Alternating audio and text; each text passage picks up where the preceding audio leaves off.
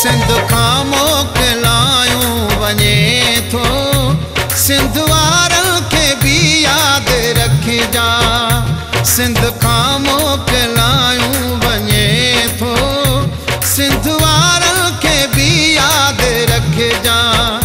जल्दे नेड़नि जी तूं रोशनी आ, जल्दे नेड़नि जी तूं रोशनी आ, तलवे चारनि खे बि यादि रखिजा। सिंध खां मोकिलायूं वञे थो, सिंध वारनि खे बि यादि रखिजा। सिंध खां मोकिलायूं वञे थो, सिंध वारनि खे बि यादि रखिजा।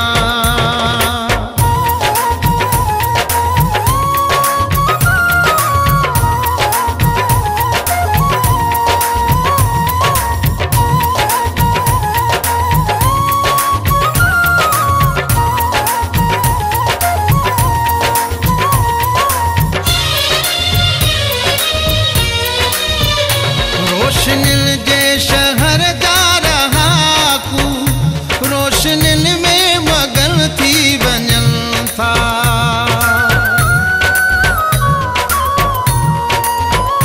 रोशनियुनि जे शहर जा रहाकू रोशनियुनि में मगन थी वञनि था।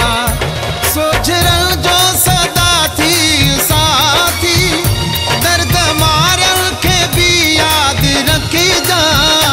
सिंध खां मोकिलायूं वञे थो, सिंध वारनि खे बि यादि रखिजा।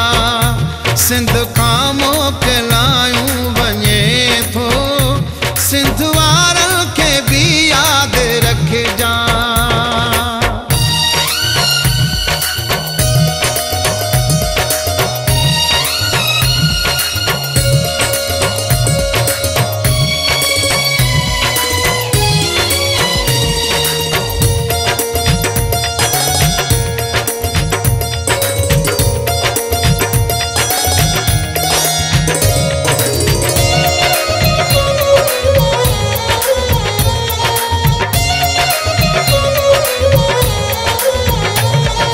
वीरान दुनिया कभी छा, ही परेशान दुनिया कभी छा।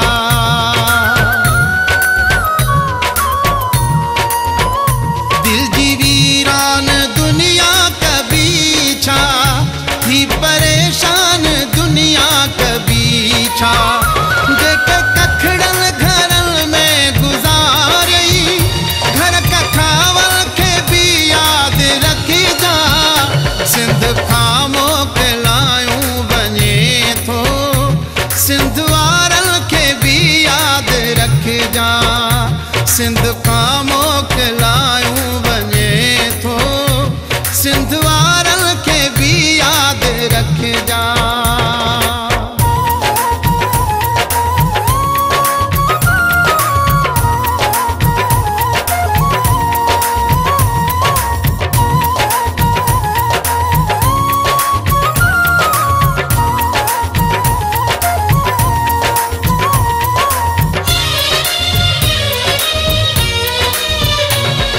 मासूम जज़्बनि सां खेॾण ताके पोटा दे बहितर लॻो आ।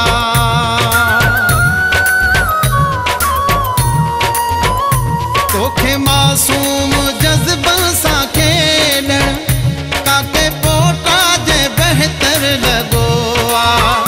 पंहिंजे वए खां पोइ सुनसान गाज़ी, दर दीवारनि खे बि यादि रखिजा।